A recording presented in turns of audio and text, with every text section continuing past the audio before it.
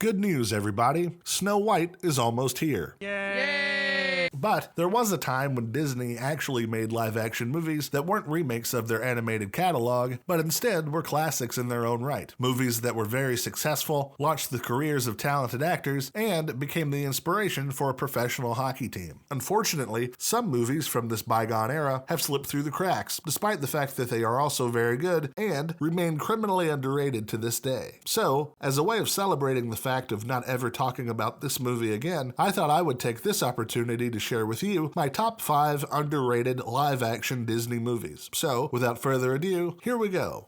So, number 5 on the list may surprise a lot of you, not only because you've completely forgotten that this movie existed, but because that you probably didn't know that it was made by Disney. A film that was about fat acceptance long before Lizzo was even a thing, and that's the 1995 comedy Heavyweights, a movie about teenager Jerry Garner who's excited to get his summer vacation started. However, there's just one small problem. Jerry is a tad bit overweight. In fact, I think it's safe to say that he has an eating disorder.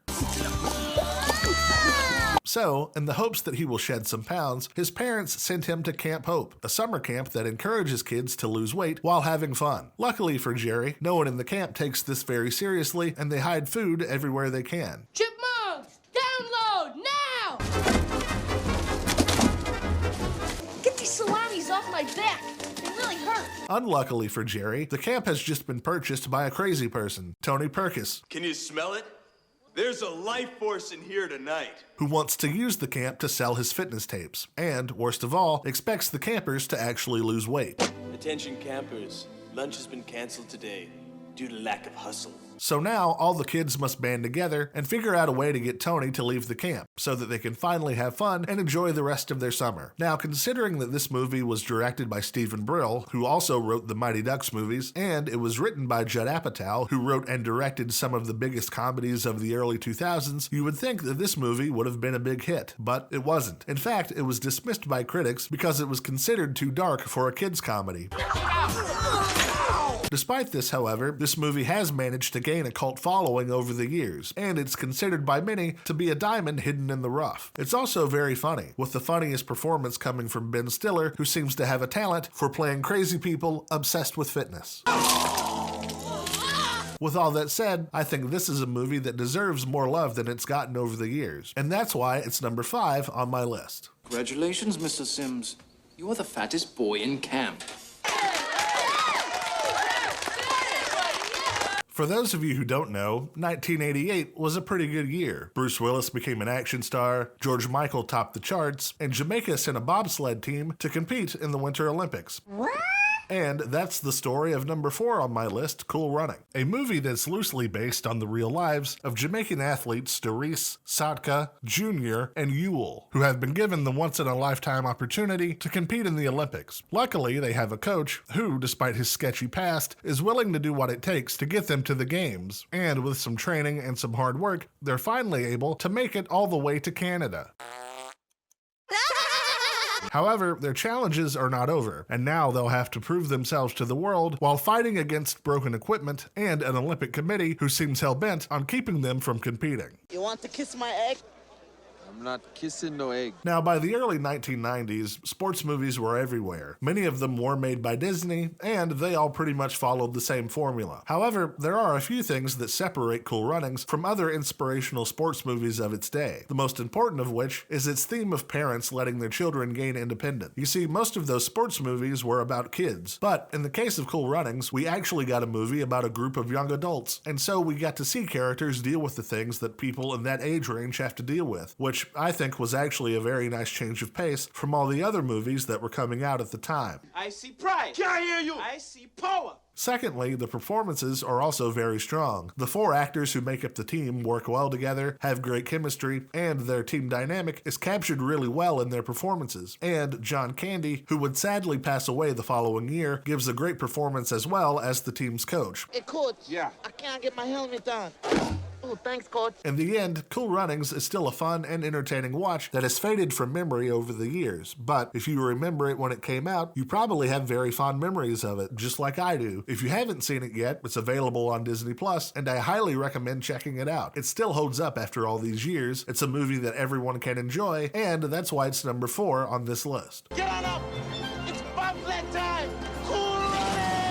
Which brings us to number 3, which coincidentally also has the word 3 in the title, and that's The Three Musketeers, another forgotten film from 1993. It's a retelling of the classic Alexandre Dumas story that follows a young man named D'Artagnan who dreams of moving to Paris and joining the Musketeers, the king's personal guards. However, things don't go as planned, and he ends up fighting alongside a group of rebel musketeers determined to reinstate their order and free the king from the influence of the church. Now, we are prepared to resist you. Now, as I said earlier, The Three Musketeers has pretty much been forgotten, which is really unfortunate because I think this movie has everything that you want in a great action-adventure film. A really strong ensemble cast with great chemistry, some really fun action sequences, and, best of all, an evil Tim Curry, which I think we can all agree is the best kind of Tim Curry. Oh, you're so naive. Revisiting this movie for the video, it was really nice to get back to a time when movies were shot on actual locations, which is something that I think really adds to the movie's charm, and in a lot of ways, feels like the Antonio Banderas movie, The Mask of Zorro. And while it may not be as good as that movie, The Three Musketeers is still a fun, swashbuckling adventure that deserves way more recognition than it gets, and that's why it's number 3 on today's list. So, here we are at number 2, and I'll be honest, I'm not sure if it should even count. Out of all the movies on this list, it arguably has the best reputation, but it's still going on the list because I don't hear nearly enough people talking about it, and that's a shame because A Muppet Christmas Carol is a very good movie. The Marleys were dead to begin with. It tells the classic story of grumpy businessman Ebenezer Scrooge, who is visited by ghosts on Christmas Eve and learns to be a good person. Now, you might be surprised to learn that this was actually a Disney movie. In fact, it was the first Muppet movie that was produced by the company. And it features all the beloved Muppets that we've come to know over the decades, like Kermit, Miss Piggy, Gonzo, and features all the hilarious Muppet humor that we've come to love.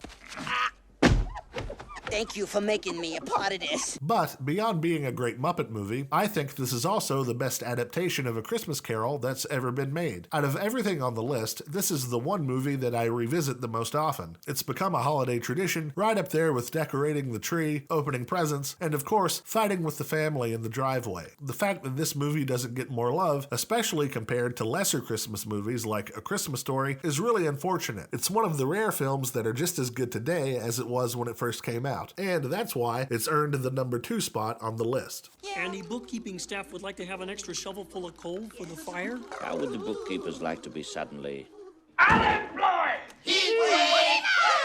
Well, here we are. We finally reached number 1 on today's list. What is it? Well, we're about to find out, but before we get into it, if you could please help me get to 2,000 subs by subscribing to the channel, I would really appreciate it. So, I have a question for you. Have you ever wondered what would happen if they made a movie about a guy who was kind of like Indiana Jones and Captain America if they had a rocket pack? Well, if so, then number 1 on today's list was made just for you, and that's the little film from 1991, The Rocketeer, the story of stunt pilot Cliff Secord, who stumbles upon a mysterious jetpack that was hidden by gangsters. With the help of his mechanic friend Peavy, Cliff decides to use the pack as part of a stunt show to get back on his feet and repair his prized plane. However, Cliff quickly realizes that he's in over his head when he's attracted the attention of the FBI, the mob, and a certain political group that will not be named for the fear of demonetization. But suffice to say that they're very, very bad people. And the result is a movie that's really just a ton of fun. It has a great score, some really great actors, and some of the effects hold up 30 years later. Now, earlier I mentioned Indiana Jones and Captain America because The Rocketeer really feels like a perfect blend of both of those movies. Like Indiana Jones, it takes place in the late 1930s, features a hero inspired by classic movie serials of that era, and of course, involves punching Nazis.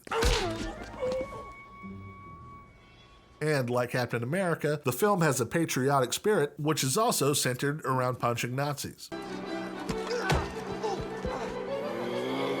As with every movie on this list, the cast is also very good, who even by the time this movie came out already had impressive careers, like Alan Arkin, Timothy Dalton, and Paul Sorvino. Unfortunately, Billy Campbell, who plays Cliff, never quite became the star that I think he should have, which is unfortunate because I think he's really good in this movie. And then, of course, there's Jennifer Connelly. The fact that The Rocketeer remains so underappreciated is one of the great tragedies of our time, right up there with shark attacks and every episode of The Acolyte.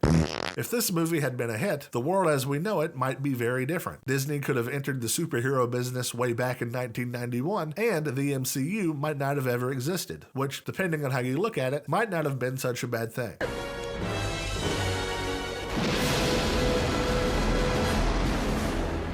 Well, there you have it, folks. My top 5 most underrated live-action Disney movies. How does it stack up against your list? Leave a comment below and let me know. I'm really curious to learn what your favorite Disney live-action movies are. And as always, thanks so much for watching, and I'll see you next time.